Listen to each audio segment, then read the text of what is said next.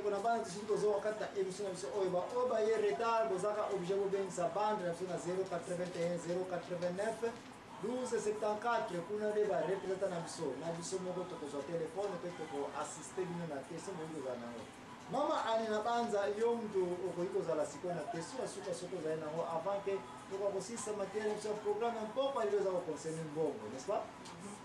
ko na ninga na tuno question moko boy frère ko yo lobby Nzambe yeka kaka mtu akomsaka batu riche. Nzambe pe yeka kaka pe mtu akomsaka batu poor. Sikoyo ngasera nanga moko boy abenga ngai. Aipsi ngai ke yena église na bango. Ozo comprendre. Que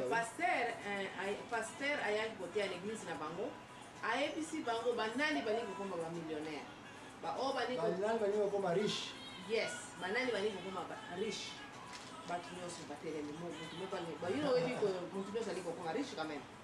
l'église presque église ni on se telema on se comprend batelemi bango batelemi bakena liboso siko pasa lobi OK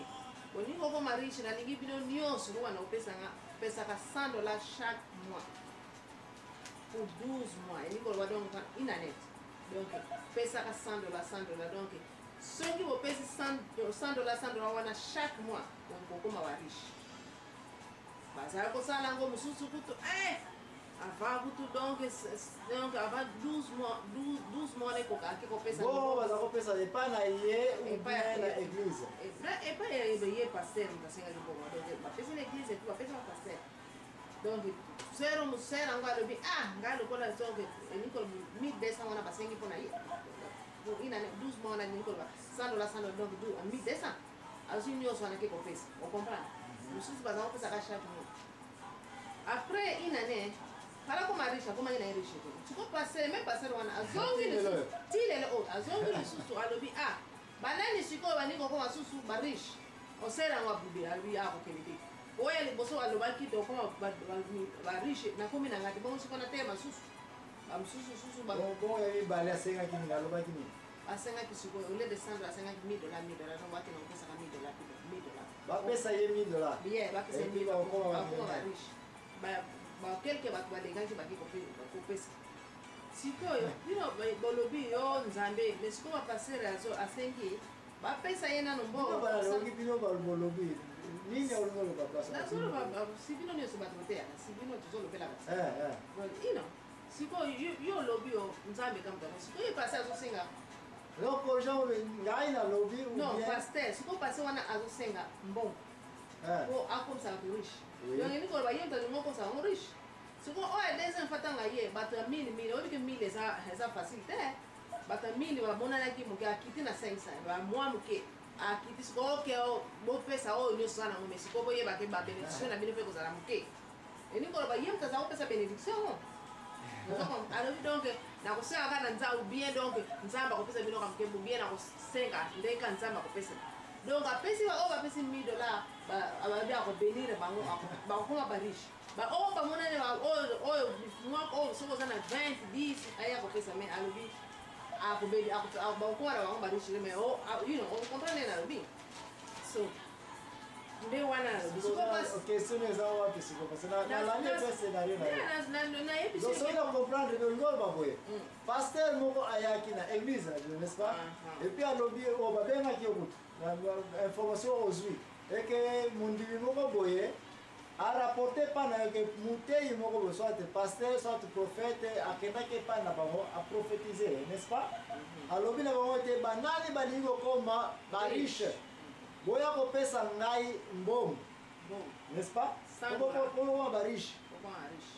et puisque yo question ozana ngo oli ko yeba ni mateya o tiko le kana popa le o ngana za ko loba ete nzambe ka mtako msaka mtu riche nzambe ka mtako msaka mtu pauvre mais sinon que tu es pour renforcer on a proverbe nini sur la pesa de 30 n'est-ce pas proverbe ina pesa kwa ona za ko loba baba nini bani ko bosa ngo proverbe 30 8 et 9 et lo bidi misusu ko comme ça va riche te no kina sala nini no kina ko bosa na yo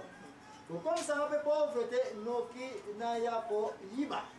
merci donc déplaçons ça comme la proposition est quoi proposition comme pour pas tomber à balobi bazeli ina ne wana moko kati na mako mali riche za kite yeah ba beteli mabaku Babeti mabako ndenge na sala ni na po eloko moko ezali awa nga nazali apona mokola makambo ya bato te naza mpe apona banga mutu te liloba na nzambe apesa biso yango nini d'abord napesa réponse oyo kamwe naloba mpe eke juste na question yokili ngai na mokolo ya 1 Thessalonica bandeko bosimba biki na papier mpona réponse mama ani 1 Thessaloniciens 2e chapitre 5 elobi ete yo motei jamais okende koteya po flate bato. Par exemple oyebi ke mokonzi azali wana lelo prepare mateya ya makambo etali oyo ekobeta bakonzi me mpo omoni mokonzi aza wana obangi ochange mateya na ekomi to respecte bakonzi bavandi awa to bref nzambe alobi to respecte bokonzi nyonso autorité ya mboka mais du moins soki mateya ne ezali wana oyo eza kosala ete oyebi ke mokonzi oyo ntango koyoka yango ekokoma kokoso na vi na ngai kiye nazwa ka ya Jean-Baptiste azalaki visite ndako Herode trop mpo azalaki kutukala na Herode mais Herode azalaki na basi mibale e mwasi alingaki mingi Herode Agripa mwasi alingaki mingi oyo ya mibale oyo fo akende kome nini deuxième bureau akendaki kote ya sans flatterie alobi ake mokanda ya nzambe elobi te okoki kozala na basi mibale te nde yango na bayiba okata emutu wana esaka nini ekatamaka elingi olobake mokanda 1 Thessalonica na 2e chapitre verset 5 eza koloba ete yo motei parto okenda moni mpona koteya nsango malamu kobanga mutu moko te koteya mpe avec flatterie te ça c'est 1 est ce que sili wana econtinue elobi lisusu ete koteya mpona mbo intere ya mbongo te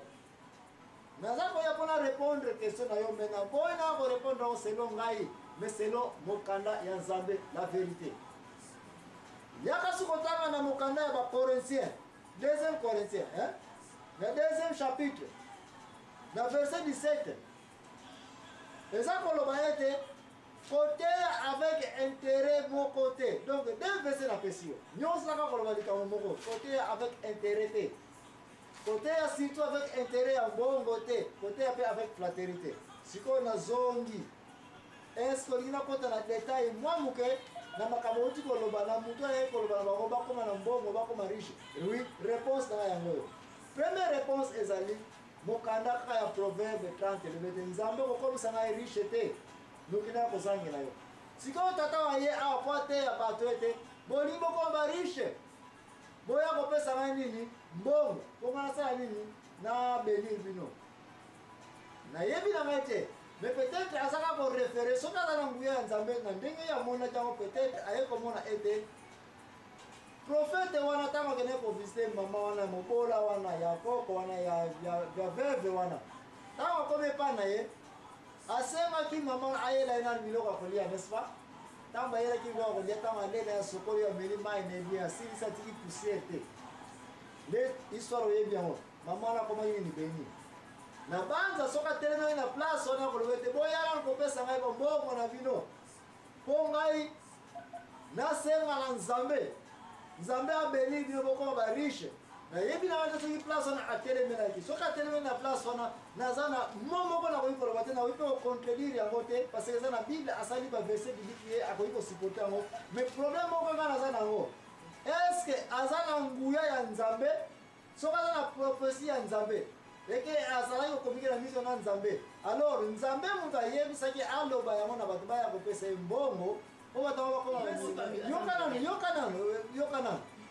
mais sikoyo soki ezali ete akonektaki na nzambe te eke ye moko aye na ye kolinga azwa mbongo akolesa mbongo epo akoma na mbongo nde place nanga naza na réponse me na répondre na mokanda 1 Thessalonique chapitre 2 verset 5 ete kokende koteya te avec flatterie ke tikana te ya po bapesa ngai tikana te ya po nazwa promotion tikana te ya po na atire attention mokonzi tikana te ya po ete baboma ngai te basala nga mabe te epuis ocouvrir liloba na nzambe atindi opesa vérité obuka po vérité mutu moko akosepela nango te même bamikonzi ya mboka qu'il soit poste soki aza nango militaire politique soki vérité ya nzambe eya bimisa yango soki bakoboma yo badaniele bango tongwana bango daniel alobaki so nini soki otekisa na libulu ya moto problème eza te nzambe na biso akosala nini akobikisa biso Et bon, on se va big sur sauter. Ah, aujourd'hui, message. Et tout ça, et que qu'on a été. Message, nous avons mis en yara, tobanga ka mukonzite, tobanga ka police te, tobanga ka magistrat te, tobanga ka mutu moko te. Ye mosala nous avons mis en yara koloba ete ngai nzamba lobi na ngai boya ko pesa ngai $100 asengaki. Et puis $1000 lisusu. Et que na ko benir bino po nzamba comme ça bino na mbongo barishe. Ngana zaka ko tele bana mukana 1 Thessaloniciens 2:5. Est-ce que tu as pour ya comme na mbongo na ye azana problème parce que akosamba. Est-ce que tu as pour flatter bato italien parce que pas bon italien. Est-ce que tu as jango aloba kiango poza poste ya mbikudi ya prophète neti ya prophète Élisée mutaloba gete ye langa na biloko lia nan avana belirio ye moko na nzambele ngana zala pona jugete. Émission na la vérité ndeko yo muzali ko landa to zala poto bibisa ba verset biblique poto sikote